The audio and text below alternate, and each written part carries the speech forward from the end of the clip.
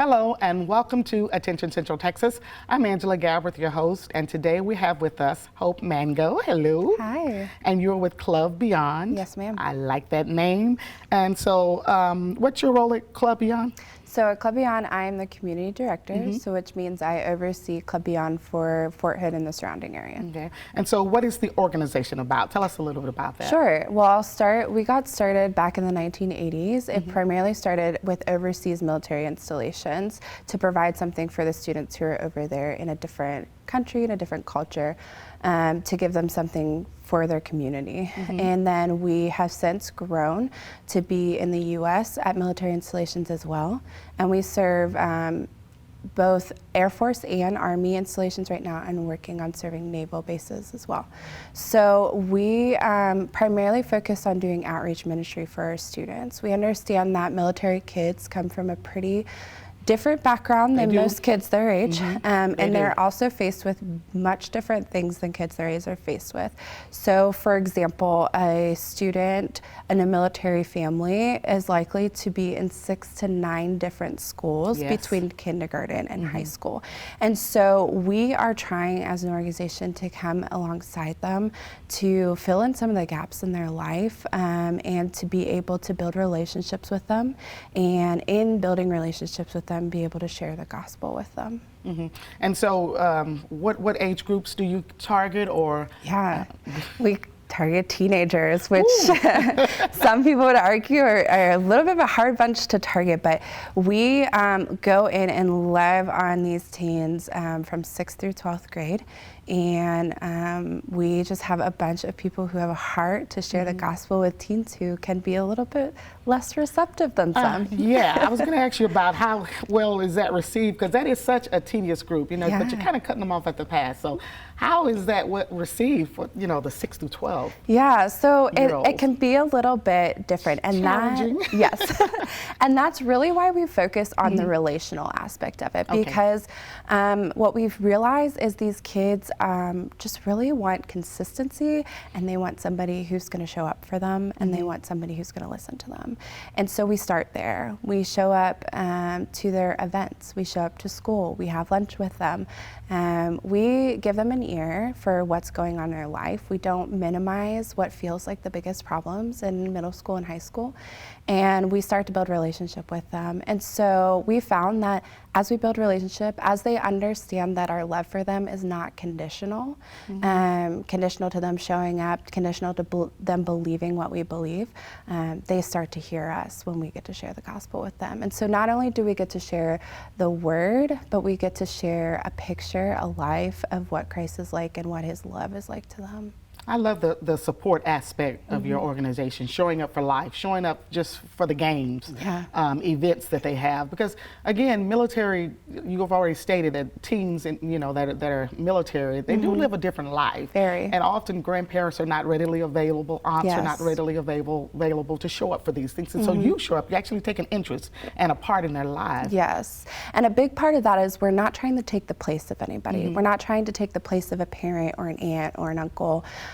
We are trying to come alongside and be a part of that family and show support to the entire family, because we know mom and dad are called to do pretty hard things, and we know family is not readily available. And so we want to be a resource to the whole family, and we do that by showing up for their student. Okay, so you're currently on Fort Hood. We are, yes. And where are you located on Fort Hood? How does that work? Yes, absolutely. So we're on Fort Hood as a non-federal entity, which means that we're a volunteer organization that is approved by the garrison commander, but we don't receive any government funding. We're a 501c3 separate from the government.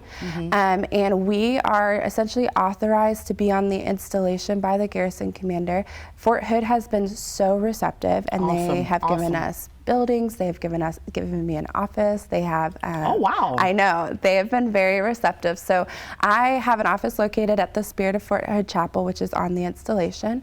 We primarily host our events on the installation as well. We want to make sure we're as accessible as possible for these military families.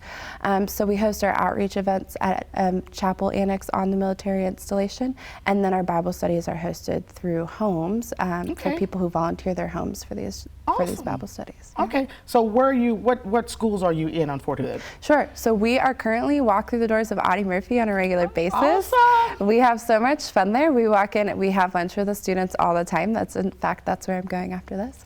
And we even went as far as we got to DJ one of their dances just a few weeks ago as well. So the reception has been amazing from Audie Murphy. And then we are currently working on being able to walk into Early College High School. Awesome. My daughter graduated from Early College. That's a great school. And so you're meeting teens right where they are. Yes. And doing things that are important to them. Yes. Okay. And that is the biggest element of our ministry is before we invite them to where we are, we want to meet them where they're at and to go in their environment and be a part of what they are on a daily basis and understand their culture so that we can in turn invite them into a place where they can hear the gospel. Okay, the gospel. Good. So how are we getting teens to listen to the gospel? Put down the cell phone. Yeah. Put away the games. How's that going? Yeah, so, well, what I first really described the relational aspect is something we call contact work. And then we have a few additional things that we focus on afterward. The second one of that is called Club. And it is this place where we invite teens to come in. We create a fun environment where they can start building a relationship with each other. And at the end of every club, we take about 20 minutes to share a gospel story with them. And we share this in pieces so that they can process and digest and with the understanding this may be the first time they've ever heard the gospel. So throughout an entire semester, we will take that whole semester to share the gospel in fully to these students. And so that is how we begin sharing the gospel. When we have students who do express an interest in wanting to learn more, wanting to go deeper, we offer them also a Bible study. And the Bible study really is a place where it's also where you're just getting into the understanding of how to read the Bible, how to process what's being spoken to you through the Word. And so we meet weekly with students to help them understand the Bible, to help them start to learn how to read the Bible. And then we also have an opportunity in the summer to take them to a week-long camp. Oh, and good. Camp is probably the most fun I have ever had. I didn't even go as a kid. So it is what we say is we love to use camp to create part of the kingdom here on earth. And so they get fed really good food. They have amazing, beautiful accommodations. We have a camp just here in Texas. Awesome. Called Lone Hollow Ranch, and it is amazing. We take away their cell phones, and it's a little bit of resistance usually first, but this last summer we have kids saying, we don't even want them back. We want to stay here. Oh my gosh. Yeah, I know. So things you don't hear teenagers say, but they get to be kids there. They get to be teenagers. They get to just have this time away from their normal life, which can be overwhelming, and they get the gospel shared to them again, and they get time to process and have conversation and really understand the word of the Lord. And kids come back from camp absolutely transformed and ready to be in relationship with God. Awesome. I love that, building relationships. Yes. And I also love the fact that you kind of ease your way. It's not information overload. You kind of take your time and share the gospel with them so that it's processed and so that it takes root in their lives. Yes. And it's just not pushed on them. And so, and I love camp.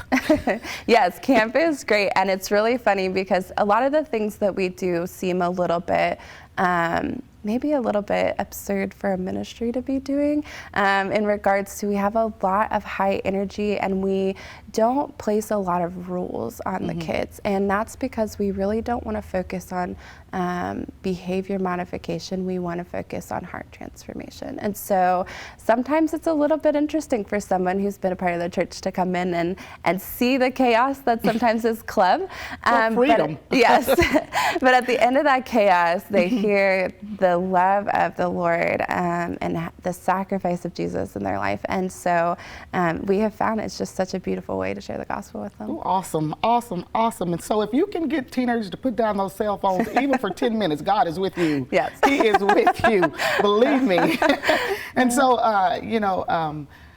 camp is good. So how have the teenagers really been, has there been much resistance to this, or are they just willingly and, slowly showing interest or what? Yeah, we have actually really good, they've been really receptive, and quite frankly, I think COVID has made them more receptive in regards to this. Well, that's one good thing COVID has done. Yeah, a desire to have community, a desire to process through what's going on and have a listening ear. I will actually tell you a story about when COVID first started. I just felt the Lord say, you know, it's not your job to entertain these kids, it's just your job to show up and be a listening ear and share the word with them. So we started meeting on Zoom like a lot of people did, and every day I would set aside an hour of time that they could get on in the morning and we could be together and I could pray for them and share some scripture. And these kids started getting on every single day. And I mean like 20, 25 kids getting on. And about 30 days into that, I said, you know, guys, this has been really amazing. You've gotten up every morning. You've been in the Word. Like, this is what it is to get up and do devotionals. And they said, you tricked us. I said, no, I didn't trick you. They said, we didn't even realize that this was a habit we were forming. And so that was just such a picture of the Lord to me.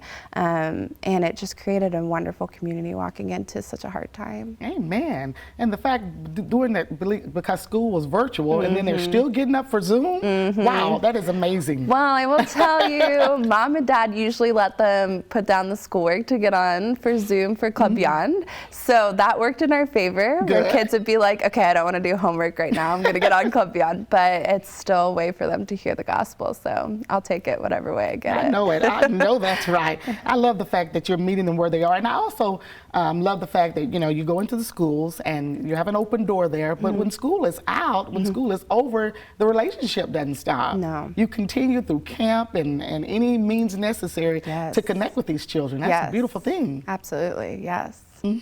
And so since the kids are getting involved, how does this affect parents? Are parents showing interest too as well? Or? Absolutely. So we have